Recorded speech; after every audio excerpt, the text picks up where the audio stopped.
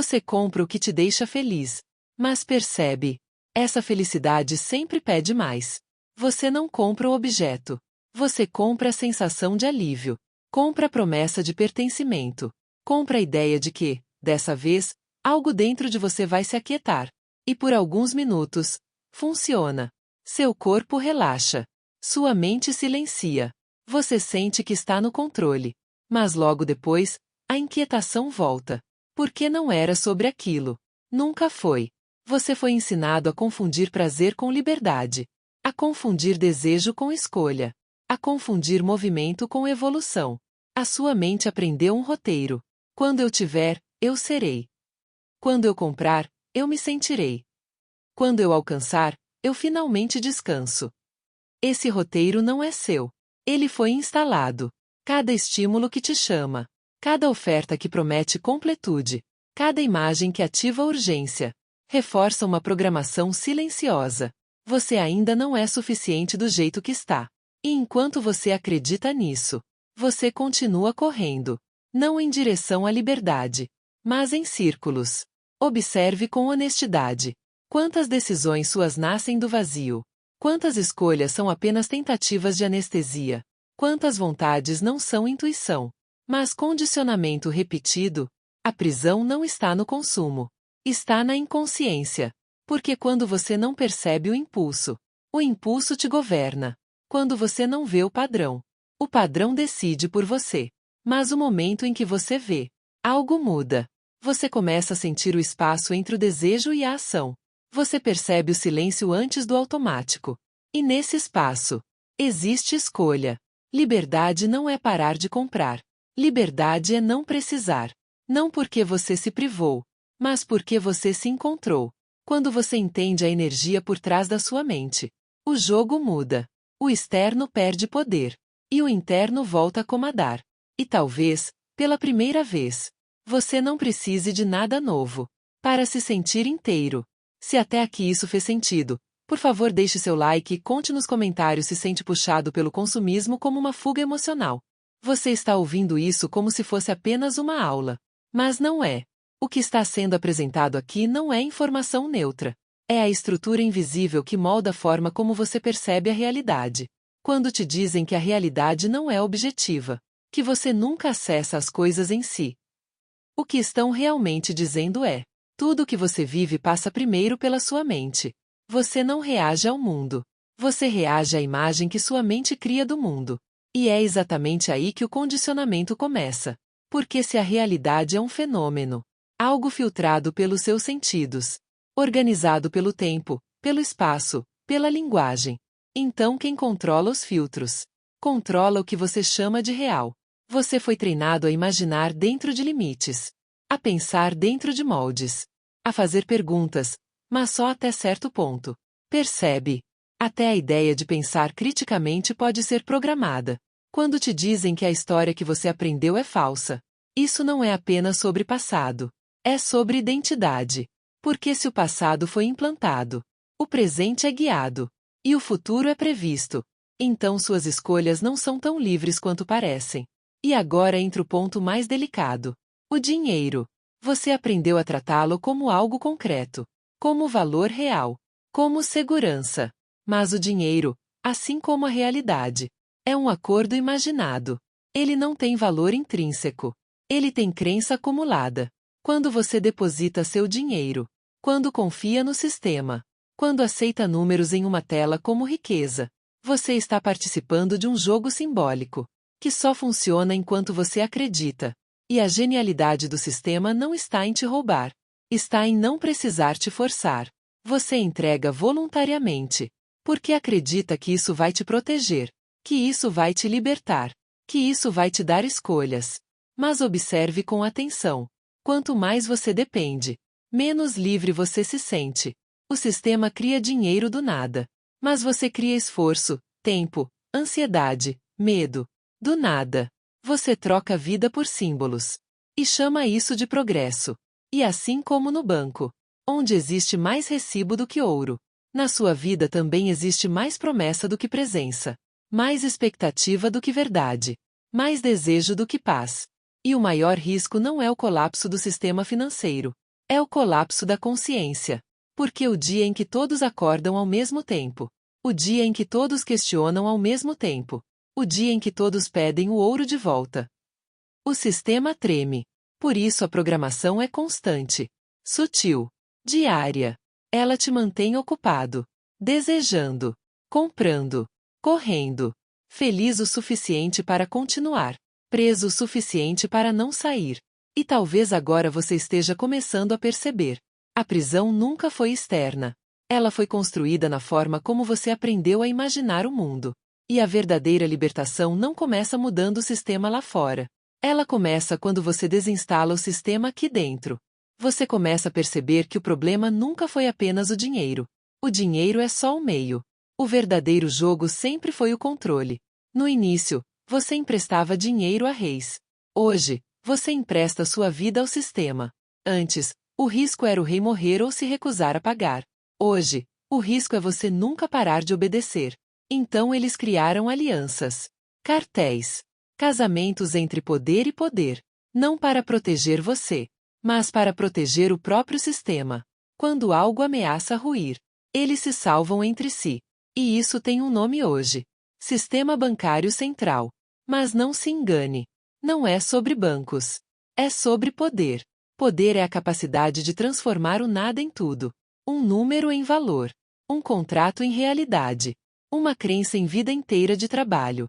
E agora você entende a pergunta que nunca te fizeram direito. Se o dinheiro pode ser criado do nada, por que ainda existe pobreza? Você foi treinado a responder. Porque falta recurso. Mas isso é a programação falando por você. Porque o dinheiro não é escasso. Ele é infinito. É apenas um número. Mesmo assim, algo dentro de você ainda resiste. Mesmo depois de ouvir tudo isso. Uma parte sua insiste. Não, deve existir escassez. Percebe o nível da lavagem mental? Desde criança, te disseram que o mundo não tem o suficiente. Que você precisa competir. Se esforçar. Correr mais rápido. Antes que falte. Mas a escassez não é natural. Ela é fabricada. Ela existe para criar medo. E o medo cria obediência. Se todos tivessem o suficiente, ninguém trabalharia para enriquecer o topo. Se ninguém tivesse medo de cair, ninguém aceitaria viver em função de subir. A pobreza não é um erro do sistema. Ela é uma ferramenta.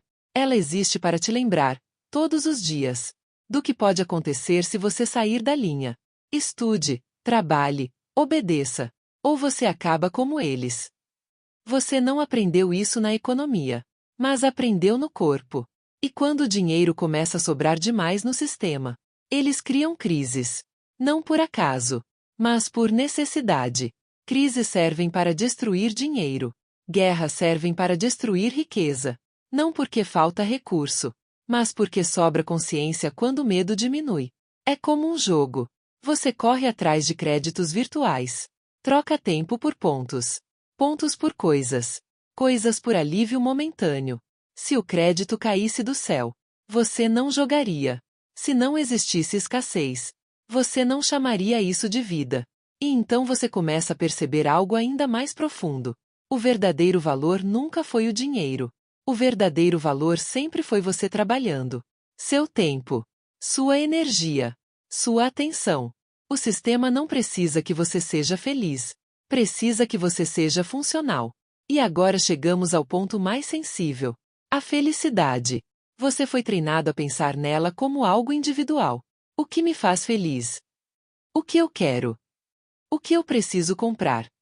Mas isso é recente. Muito recente.